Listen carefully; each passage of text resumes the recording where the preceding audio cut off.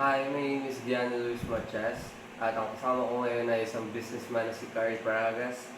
Meron tayong konting katanungan sa kanya about sa kanyang business. First question, introduce yourself sir and your F&B establishments. Hi, I'm Kane Carl Angelo Paragas. I'm 25 years old, still a student, but a business owner as well. Second question, can you walk me through how you determine your purchasing needs for a typical week or a month? Purchasing needs ko, depende kasi yan sa depende sa stocks. Siyempre, always check your stocks every closing time.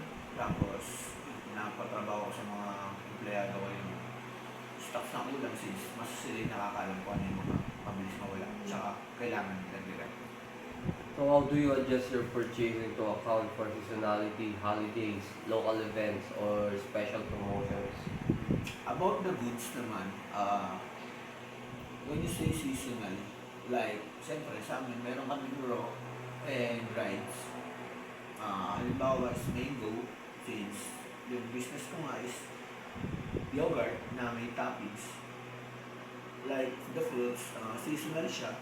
Halimbawa, if mango is out of season, nag-alternatives kami ng ibang product, like, kung ano yung mas ngayon, mas best, yeah. Kung ano yung mas season ngayon, like, halimbawa dragon fruits. Yeah, season siya ngayon. Kaya, mas madali siyang makakuha ng ganun. Yeah.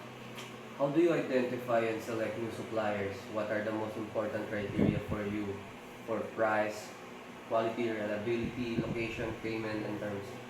Siyempre, pinakamahalaga is kung legit siya. Yun yung pinakamahalaga doon, guys. Kasi, Iwas scam. yes sir, uso na ngayon mga nang-scam. Halimbawa, nagbibigay ng sales, then after you pay them, the products na nyo lang. And yeah, una legit. About the pricing, syempre, as a business owner, as much as dapat mas mura mo siya makukuha, and may hinihit lang kami price, na hindi dapat kami tumaas doon. Yeah. How do you maintain good working relationship with your key suppliers? How often are you in communication with them? Siyempre, communication of the key, lalo na siyempre, sila yung supplier mo, mas importante sila, malamang, mas madali kailangan, mas makaibigan mo sila, para if anything you want, makuha mo, anything you need, mas makuha mo siya na mas mabilis. Hindi ka tulad ng one-time purchaser ka, tapos, pero mas maganda pa rin yung nagiging mga kaibigan mo sila, then nakakuha ka ng source about sa ibang products na in line of business sila. Do you typically use formal contracts with your suppliers? Or are the arrangement more informal? Actually, about the arrangement naman is, ano lang, usap lang ng maayos. Di naman, Usap, deal. yeah, Ayan. usap done deal. Di Usap naman done na kailangan ng Basic lang, no? Yeah, di naman kailangan ng contracts. Could you describe the step-by-step process of placing an order from identifying the need to confirming with the supplier? Siyempre, kailangan importante. Siyempre, kailangan importante na malaman mo kung wala bang sira yung products nila. Pagdating sa'yo, siyempre, good as new. Tawagin nila, good as new. Lalo na, may raw foods kami. Gusto namin, siyempre, pag dumating yung product namin, first to cut siya, then wala siyang mga sira. Since pag nilabas na namin yun sa market, mahirap naman makakita pa ng mga consumers. How frequently do you place order for different categories or items? Like fresh, produce versus dry goods or beverages? Good question.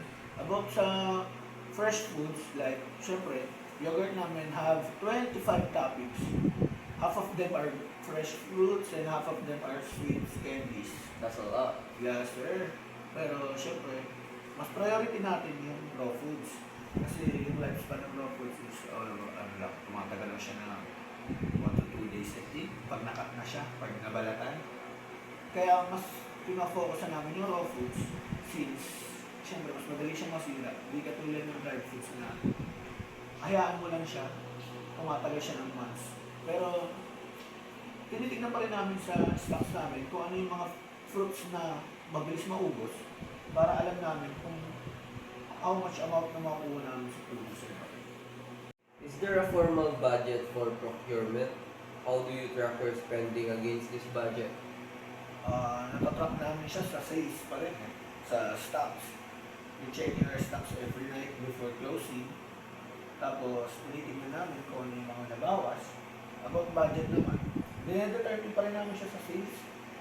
Actually, yung sales pa nang mahalaga din. Mahalaga naman yung sales namin. Since doon kami kumuha ng pangkuhunan para kumuha ng mga goods, then, pag nakuha namin ng goods, sinesales ulit namin sa market. Parang, kumbaga, in all say, pinapaikot namin yung puhunan. What are the biggest challenges or frustrations you currently face in your procurement process? Like price, volatility, supply chain, disruption, supply reliability? Syempre, pinaka pangit talaga nangyayari is yung season ng tag-ulan, minsan nadidelay yung delivery. So, kung nadidelay yung delivery, nadidelay din yung pag-market namin. Parang, halimbawa, order kami, tumatagal siya ng 1 to 2 days. Depends on weather, depends on location, depends sa pinagkukuhanan pa ng nagpuproduce namin ng mga goods, lalo na kung raw foods. Mahirap din talaga siya. Pero good things naman is, pinakamaganda lang na ginagawa ko is nag-advance order ako prior to that day. Para at least, natatrack namin kung anong araw talaga siya dumarating. At mas naayos namin yung stocks namin na ilalabas sa market. And if you could change one thing about your current procurement process and how to make it better, what would it be? Siguro pinaka magandang gawin is kung hindi nagiging seasonal yung mga raw na nakukuha namin. Halimbawa na lang is yung in all season siya. Nakukuha mo siya ng all seasons. Kaso wala pong mangyari yun. Pero sana, kung merong mga ganun sana, okay sana siya. Pero parang imposible kasi mangyari. About the change naman, sana is yung siyempre kalaban natin talaga is traffic. Pinaproblema lang naman lagi is delivery. Yung estimated time arrival na minsan hindi nasusunod. Kaya yun, doon kami nagkakaproblema.